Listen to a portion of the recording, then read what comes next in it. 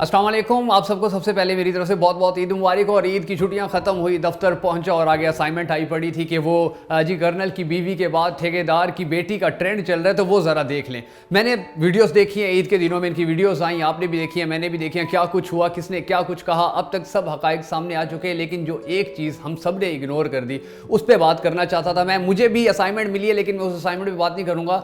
मैं इन किरदारों पर बात करूँगा, मैं इन लोगों पर बात करूँगा कि जिनकी वीडियोज़, जिनकी तस्वीर, जिनकी ऐसी ऐसी वाहियात वीडियोस और तस्वीर सामने आती हैं, ऐसे ऐसे लोगों के सामने आती हैं कि यकीन ही नहीं किया जा सकता। ये उज़्मा खान हैं। इनकी अगर आप पास्ट में थोड़ा सा मैंने सर्च किया है इनके बारे में, अगर इनका आप थोड़ा सा पास्ट देख लें तो ये लाहौर के डायमंड मार्केट में पैदा हुई थी और वहीं रही हैं। और उसके बाद इनका थोड़ा सा ऐसा था कि ये मुजरे वगैरह भी इन्होंने बहुत सारे किए। इसी तरह की बाकी ख़वातीन होती हैं, संदल खटक है, हरीम शाह है, या दूसरी राबी पीरज़ादा हैं, ये सब अगर इनके ऊपर थोड़ा सा गौर करें ना तो इनके स्कैंडल्स सामने आते हैं, इनकी वीडियोस सामने आती है, बड़े बड़े लोगों के साथ इनके तस्वीरें सामने आती हैं।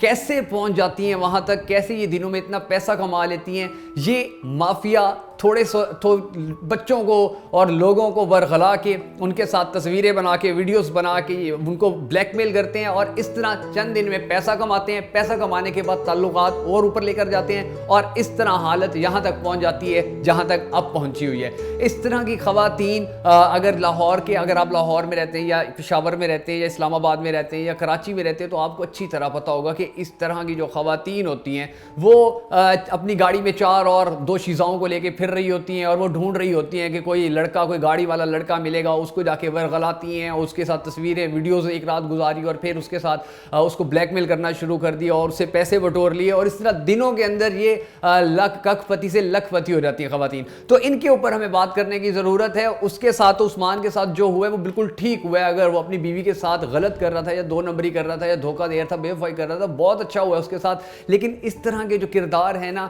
जिन्होंने हमारे इस इस्लामी मुआशरे को तबाह करके रख दिया है, अभी इसकी वीडियो आई है, आप 1 हफ्ते बाद या 2 हफ्तों बाद देखिएगा किसी और की वीडियो आ जाएगी, या बरहना वीडियो आ जाएगी, या किसी शख्सियत के साथ ऐसी वीडियो आ जाएगी, या ऐसा स्कैंडल आ जाएगा कि जिसको फिर बड़ा हाईलाइट कर दिया जाएगा, जिसको फिर बड़ा मशहूर कर दिया जाएगा और लोग उस पर बातें करते रहेंगे और वो भी एक ब्रांड बन जाएगा, जिस तरह हम इन सबको ब्रांड बना देते हैं। तो इस तरह के किरदारों को बजाय ब्रांड बनाने के हम सब ने कोशिश करनी है कि इनको डिग्रेड करें, इनको इग्नोर करें, इनको जूते मारें और इनको बताएं कि आप हमारे इस्लामी माशरे को तबाह करने के साथ साथ आप हमारे ख़ानदान तबाह कर रही हैं, आप हमारी तरबियत तबाह कर रही हैं, हमारी नस्लें तबाह कर रही हैं, क्योंकि आपको ट्रेंड बना के पेश कर दिया जाता है सोशल मीडिया के ऊपर। सोशल मीडिया तेज़ हुआ और उसके बाद इन वीडियोस में भी बड़ा इजाफा देखने में आया, जिसमें जो लोग हैं वो बरहना वीडियोस सामने आई बहुत सारी, फिर वो रोती हुई भी दिखाई दी। बहुत सारी ख़वातीन ऐसी थी जिनकी शख्सियात के साथ गलत वीडियोस आई। फिर यानी कि ये जैसे सोशल मीडिया वायरल हुआ, आम हुआ, उसी तरह ये ख़वातीन भी आम होती गई।